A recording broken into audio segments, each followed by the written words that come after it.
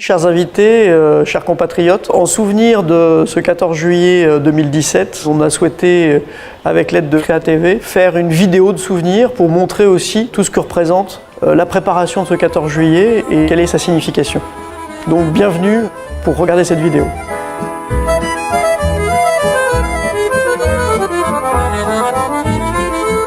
Je suis Emmanuel Libatalan, je suis le consul général à Ho Chi Minh Ville depuis 3 ans. C'était mon dernier 14 juillet ici. J'ai passé 3 années très riches et c'est l'une des raisons pour lesquelles l'équipe du consulat général a souhaité rénover la façon qu'on avait de faire le 14 juillet pour lui donner tout son sens. Le 14 juillet, c'est d'abord notre fête nationale. C'est une occasion de célébrer nos valeurs qui sont bien représentées par la devise de la République, liberté, égalité, fraternité. Em làm đây là được 18 năm.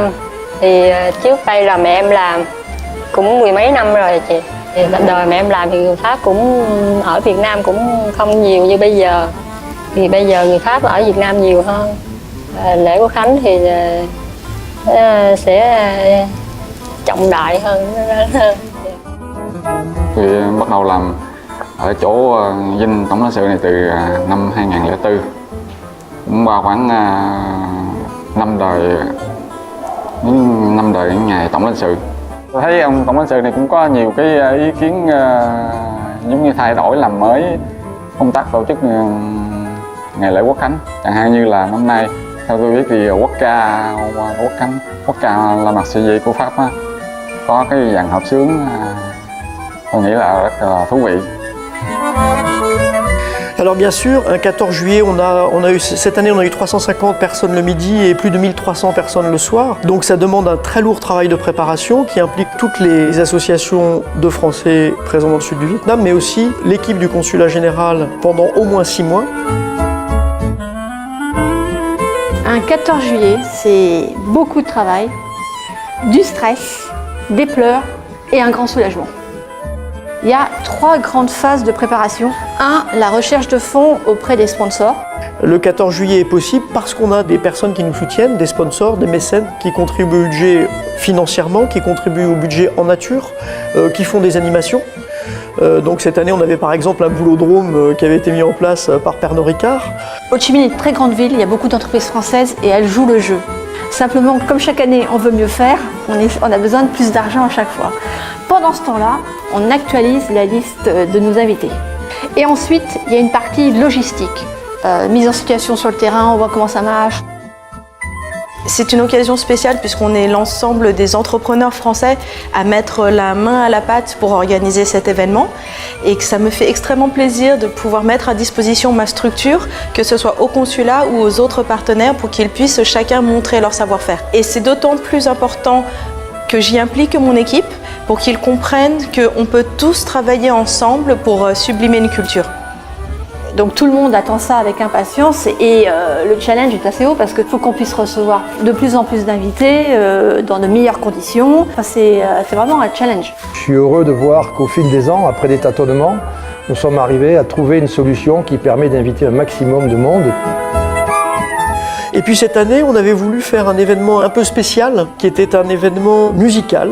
On a fait chanter la Marseillaise par une chorale essentiellement vietnamienne, mais d'inspiration française, PMC. On a visité à nouveau notre hymne national. On l'a un tout petit peu déstructuré dans son rythme et sa présentation. On chante toujours le même refrain, et puis c'est devenu une habitude, et on ne prête pas toujours attention aux paroles. Et du coup, on a de nouveau écouté avec plus d'attention cette chanson qui est un symbole pour la République. Et d'ailleurs, il a inspiré beaucoup d'autres pays pour leur propre hymne national.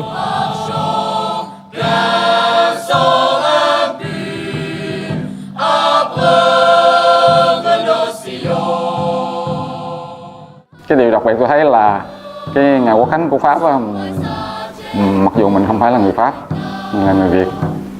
Trong cái ngày Quốc Khánh Pháp thì đây là cái dịp mà tôi được thể hiện hoặc là được nghe cái bài quốc ca Việt Nam một cách trang trọng nhất.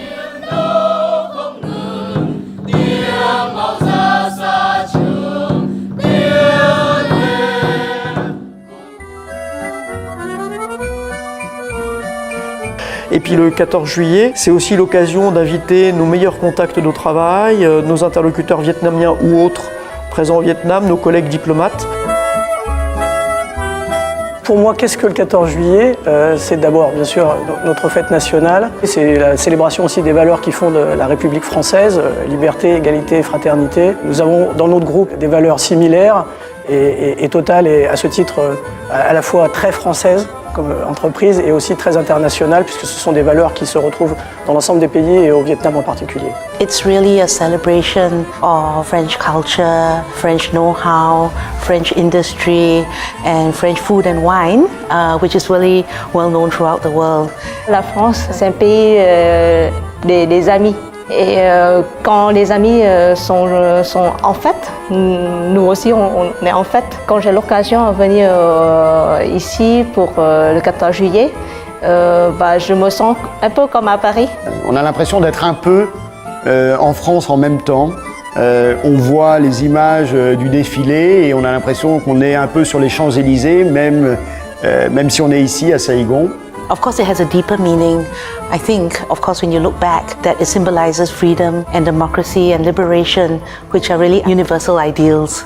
Il faut retenir l'essentiel, ce qui reste de la Révolution française, c'est les valeurs, liberté, égalité, fraternité. C'est toujours la base de tous les principes, les relations humaines et internationales. It has special meaning for me because it means so much to my French colleagues and the many French friends that I've made throughout my career in the diplomatic service, and because of the values of what it means to the French people, which are so synonymous with those of the British people. On s'engage pour des valeurs communes.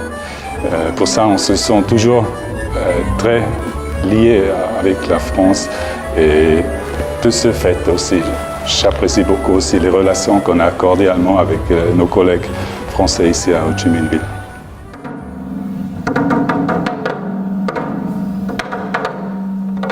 Pour une grande partie des Français qui sont ici, c'est important de pouvoir fêter le 14 juillet. Puisque nous sommes loin de la France, c'est une façon de se retrouver et de se sentir encore plus français que d'habitude.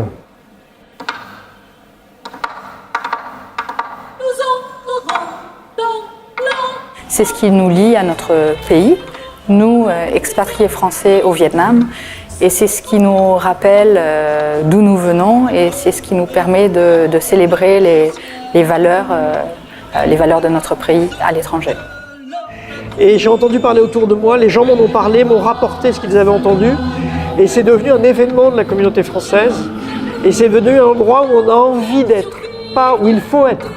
Où on a envie d'être parce qu'on se sent bien, parce qu'on partage des choses avec les autres. C'est spécial parce que ça va faire une dizaine d'années que je vis à l'étranger, mais c'est pas parce que je vis à l'étranger que j'aime pas mon pays. Au contraire, plus je vis à l'étranger, plus j'adore mon pays. Et le 14 juillet, c'est un événement où tout le monde se retrouve autour du drapeau, autour de la Marseillaise. C'est émouvant pour moi. C'est un moment de rassemblement de toute la communauté française, avec des gens qu'on ne voit pas forcément toute l'année, mais au moins une fois, à cette date bien précise, on se retrouve et c'est un moment de solidarité très fort. La fraternité, c'est quand même quelque chose qui est comme la solidarité, qui est une des raisons de cet événement au consulat où il y a une tombola qui permet de recueillir des fonds pour aider des compatriotes français qui seraient dans une situation dramatique et dans le besoin. Il y a quand même une opération humaine derrière. Il ne faut pas oublier que c'est un symbole de l'union de la communauté française à l'étranger, au Vietnam. C'est un instant de solidarité, c'est une façon de se regrouper ensemble, de se sentir une communauté.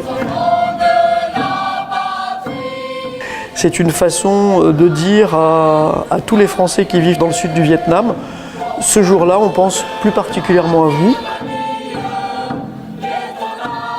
Je crois que c'est un moment, le 14 juillet, symbolique aussi de la force de la nation française, de la force de se sentir français. Et du coup, ce 14 juillet-là avait une résonance particulière parce qu'il a été dramatique l'an dernier. Et c'était une façon de dire on résistera et on pense aux gens qui souffrent. Malgré les secousses qu'il y a eu pendant l'histoire, je pense que c'est une fête qui est très importante à célébrer et à conserver. Et peut-être devrons-nous encore transmettre à nos enfants et petits-enfants cette joie du 14 juillet.